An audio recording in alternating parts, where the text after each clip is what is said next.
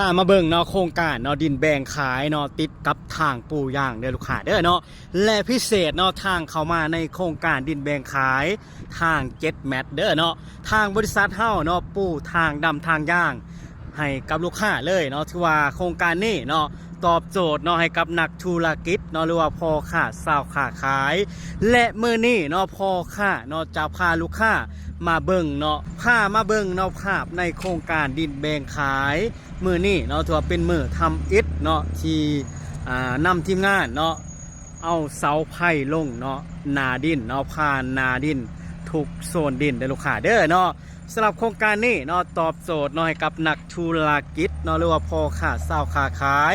ที่กำลังเนาะซอกหาดินปลูกสร้างเนาะพ่อค้าแนะนำเนาะโครงการนี้เด้อเนาะพออย่างเนาะเพราะว่าโครงการนี้เนาะ